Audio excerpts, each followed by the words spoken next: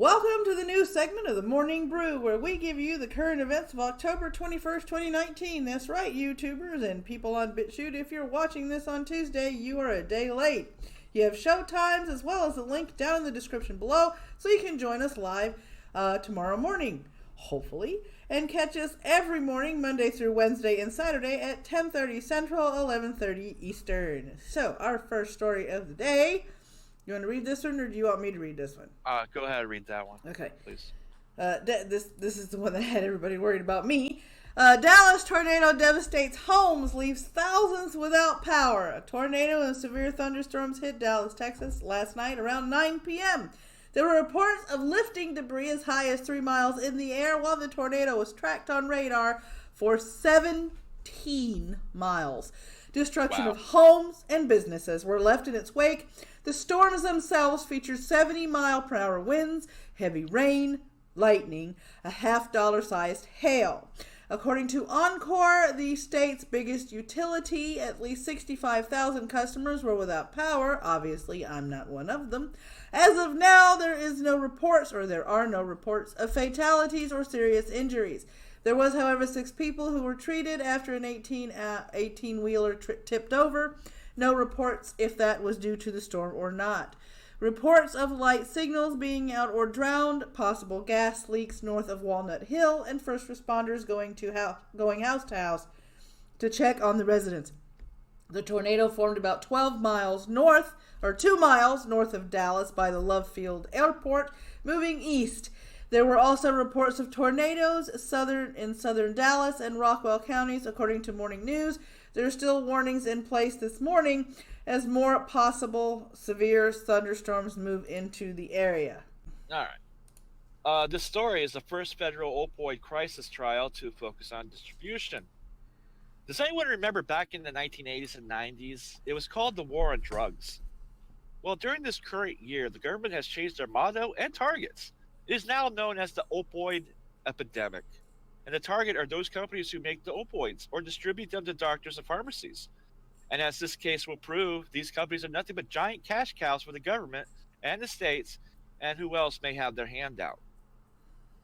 Today in Cleveland, Ohio, a 7-week trial, or Monday, since it's going to be tomorrow's Tuesday. So Monday here in Cleveland, Ohio, a 7-week trial is about to take place between these opioid makers and distributors versus the 2 counties and the federal government in Ohio, and 2 counties in Ohio and the federal government. One of the makers on trial, Purdue Pharma, who had to file for bankruptcy earlier this year, the company overseeing the assets of the company are suggesting to other drug makers, distributors, and pharmacy chains to pile on the lawsuit mountain that keeps getting higher and higher.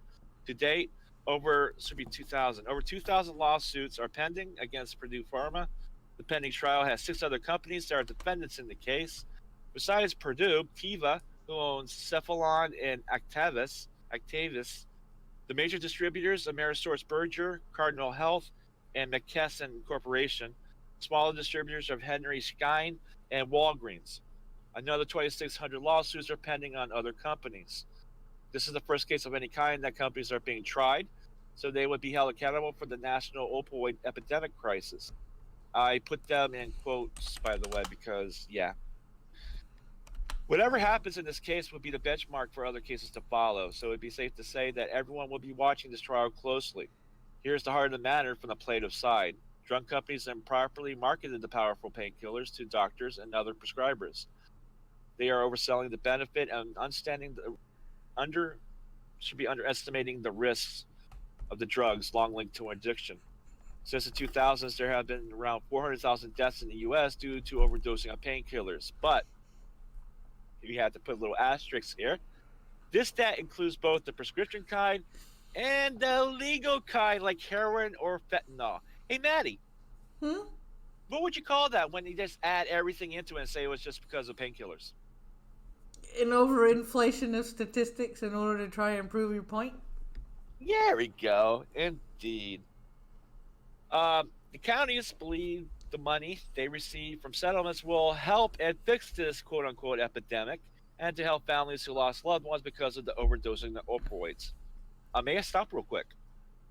I just want to say that I know the companies are not innocent, and I know that. But at the same time, when you're just dumping this on the companies to be the scapegoat, especially as parents, shame on you. If you know if your kids are on drugs and you find out, or you know it's happening and not doing anything about it, that's on you. In fact, you're supposed to be teaching your children to avoid such things. So apparently, I'm not blaming old parents because sometimes it's going to happen, but you have to start the root of the problem, which is parents, and then move on from there. Who are the teens seeing? How they're getting it, and all that stuff. So I'm not like I said, I'm not trying to be cruel or anything like that, but I think it starts at home, my opinion. The companies, on the other hand, say that they're innocent due to federal drug agency enforcement. He's raising the quota should be made even as the overdoses rose. Raising the quota. Questions remain, however, that this trial wants to know: were these companies obligated to halt shipment of suspicious orders, and did they reply? The judge in this case, Judge Dan Poster, has for a long time been pushing for settlements as a way to distribute money in this epidemic. Huh. That almost sounds like a socialist. But during the reporting or during the production of the show, the pre-production of the show, and the writing of this transcript, something came across the quote-unquote virtual news desk that made Merlin go, shit, and I just finished writing this article. and that is update, breaking news, opioid settlement reached with drug companies in major federal opioid trial. Hit it. So yeah, thank you. Settlement has been reached before opening arguments this morning, which is Monday morning. 4 companies reached a settlement with 2 counties of Cuyahoga and Summit counties in Ohio.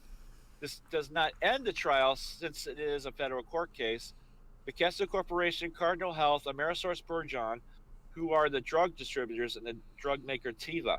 There is no news from Walgreens if they settled or not. The settlement reached will cost 3 major companies $215 million in cash, and Teva $20 million in cash. The 2 counties are figuring out what to do with the money. Because you like me pronouncing all this shit. Oh, okay. China issues stinging rebuke of U.S. at Beijing Defense Forum. Chinese Minister Wei Fenghe, during his opening speech at Jiangshan Forum, highly criticized the U.S. by means of the same tired and boring propaganda lines. He says that China is not fazed by the sanctions and the high tariffs, and saying that the goal of the Chinese is to integrate Taiwan back into the country. No one, no force will be able to stop the course. Sorry. By the way, the catchphrase for this little forum he was at: maintaining international order and promote peace in Asia Pacific. This forum was for a bunch of his regional secretary official buddies. Wei continues, China will never allow the separatists for Taiwan independence to take their chances or any external forces to interfere into Taiwan affairs. Your reunification of the motherland is justified course, and separatist activities are doomed to failure. Right now is when I am going to inject a caveat saying I am not making fun of the entire Asian population. Just this idiot right here. Right. For anyone who doesn't know, Taiwan is an island nation that was a Japanese colony at one time.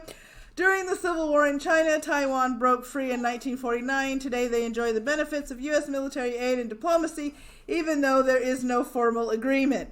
On the U.S. side of things, U.S. Senate Foreign Relations Committee had the top U.S. diplomat, David R. Stilwell, on the issue of China.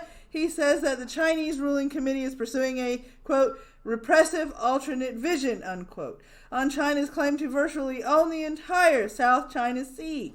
He said that China, quote, exemplified by the preposterous 9-dash line, unquote, and lacked, in quotation marks, lacked legal, historic, or geographic merit. He continues on saying that China's claim to be pursuing a peaceful code of conduct with other parties while using its Navy, Coast Guard, and other actors to bully neighbors such as Vietnam and cement its claim in the area by building artificial island outposts. The Joker movie, looks like it's going to break worldwide records, box office records for R-rated film. Wait a minute. Sounds way Wasn't too. wasn't this the film that all the mainstream media tried to say was the film that was going to be? Oh, I don't know. You know, looking for all sorts of violence to happen everywhere. Yeah, despite the mainstream media's attempt to scare everyone of the potential mass shooting that never happened, however, it did prompt extreme concern from the FBI, U.S. military, LAPD, and local law enforcement. And in its third week, Joker has made 107 million worldwide, and the overall total 737.5 million. At this pace, Joker has possibility to reach 900 million, which would break the record for the highly grossed film globally. Deadpool is currently the top grossing movie with 783. And that is your news for October 21st, 2019. Yep. Any sources as well as a transcript will be on the blog that you can find in the description. So, oh yeah, and also don't forget to continue the conversation in the comment section below. Don't forget to hit those like buttons or maybe that dislike button. Let us know what you liked or didn't like about the video. And if that subscription button on YouTube is red, you know what to do. See you guys next time. Ooh, woo. I'm a Merlin. Ooh, woo.